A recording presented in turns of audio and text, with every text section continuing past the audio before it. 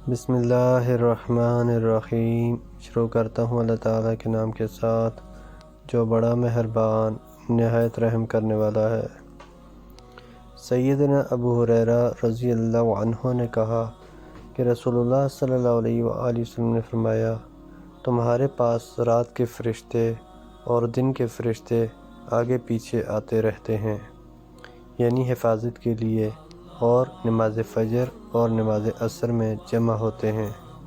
پھر چڑھ جاتے ہیں وہ فرشتے جو رات کو تمہارے پاس تھے، اور پروردگار ان سے پوچھتا ہے، حالانکہ وہ خوب جانتا ہے کہ تم نے میرے بندوں کو کس حال میں چھوڑا ہے۔ وہ عرض کرتے ہیں کہ جب ہم نے ان کو چھوڑا جب بھی وہ نماز پڑھتے تھے، یعنی صبح کی، اور جب ہم ان کے پاس گئے تھے جب بھی وہ نماز پڑھ رہے تھے۔ سیدنا جریر رضی اللہ عنہ کہتے ہیں کہ ہم حضرت صلی اللہ علیہ وآلہ وسلم کے پاس بیٹھے تھے کہ آپ صلی اللہ علیہ وآلہ وسلم نے 14ویں رات کو چاند کی طرف دیکھا اور فرمایا، بے شک تم اپنے پروردگار کو دیکھو گے جیسے دیکھتے ہو اس چاند کو، ہرگز ایک دوسرے کی آڑ میں نہ ہوگے اس کے دیکھنے میں۔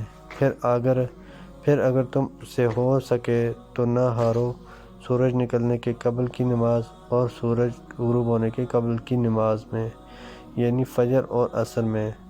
پھر سیدنا جریر رضی اللہ عنہ نے یہ آیت پڑھی،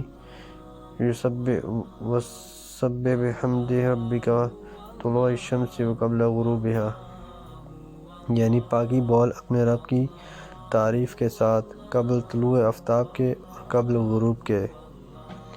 سیدنا عمار رضی اللہ عنہ نے کہا، میں نے رسول اللہ صلی اللہ علیہ وآلہ وسلم سے سنا، فرماتے تھے، نہ داخل ہوگا کبھی وہ شخص دوزخ میں جس نے نماز ادا کی قبل طلوع آفتاب کے اور قبل غروب آفتاب کے، یعنی فجر اور عصر کی۔ سو بصرہ والوں میں سے ایک شخص نے کہا کہ تم نے سنا ہے اس کو رسول اللہ صلی اللہ علیہ وآلہ وسلم سے؟ انہوں نے کہا ہاں۔ اس نے کہا، اور میں بھی گواہی دیتا ہوں کہ میں نے بھی سنا ہے اس کو رسول اللہ صلی اللہ علیہ وآلہ وسلم سے، سنا ہے میرے کانوں نے اور یاد رکھا ہے میرے دل نے۔ سیدنا ابو بکر رضی اللہ عنہ اپنے باپ سے بیان کرتے ہیں کہ رسول اللہ صلی اللہ علیہ وآلہ وسلم نے فرمایا، جس نے 2 ٹھنڈی نمازیں پڑھیں وہ جنت میں جائے گا۔ ابو امامہ باہلی رضی اللہ عنہ کہتے ہیں کہ میں نے رسول اللہ صلی اللہ علیہ وآلہ وسلم کو فرماتے سنا، عورت اپنے گھر میں سے اپنے شوہر کی اجازت کے بغیر کچھ خرچ نہ کرے۔ لوگوں نے عرض کیا، اللہ کے رسول، کھانا بھی کسی کو نہ دے؟ تو آپ صلی اللہ علیہ وآلہ وسلم نے فرمایا، ہاں، کھانا بھی نہ دے، یہ تو ہمارے مالوں میں سب سے بہتر مال ہے۔ ام المؤمنین عائشہ رضی اللہ عنہا کہتی ہیں کہ رسول اللہ صلی اللہ علیہ وآلہ وسلم نے فرمایا، تمہارے کھانوں میں سب سے پاکیزہ کھانا وہ ہے جو تمہارے ہاتھ کی کمائی کا ہو، اور تمہاری اولاد بھی تمہاری ایک قسم کی کمائی ہے۔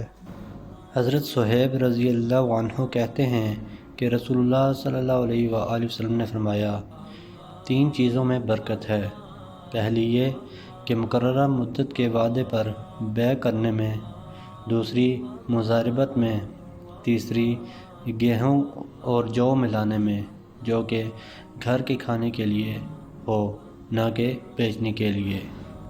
ارباز بن ساریہ رضی اللہ عنہ کہتے ہیں کہ میں نبی اکرم صلی اللہ علیہ وآلہ وسلم کے پاس تھا کہ ایک اعرابی نے آ کر عرض کیا، میرا جوان اونٹ مجھے دیجیے۔ آپ صلی اللہ علیہ وآلہ وسلم نے اس کو ایک اونٹ دیا جو اس سے بڑا تھا۔ اعرابی یعنی دیہاتی بولا، اللہ کے رسول، اس کی عمر تو اس سے زیادہ ہے۔ آپ صلی اللہ علیہ وآلہ وسلم نے فرمایا، بہتر لوگ وہ ہیں جو اپنے قرض کی ادائیگی میں بہتر ہوں۔ حضرت ابو مسعود عقبہ بن عمرو انصاری بدری رضی اللہ عنہ سے روایت ہے کہ نبی اکرم صلی اللہ علیہ وآلہ وسلم نے کتے کی قیمت، زانیہ کی کمائی اور کاہن کی اجرت سے منع فرمایا ہے۔ محترم دوستو، اللہ تعالیٰ سے دعا ہے اللہ تعالیٰ ہمیں ان حدیث پر عمل کرنے کی توفیق عطا فرمائیں، اللہ تعالیٰ ہمیں دونوں جہانوں میں کامیابیاں عطا فرمائیں، آمین یا رب العالمین۔ ویڈیو کو ثواب کی نیت سے زیادہ شیئر کریں۔ جزاکم اللہ خیرا کثیرا، والسلام علیکم ورحمۃ اللہ وبرکاتہ۔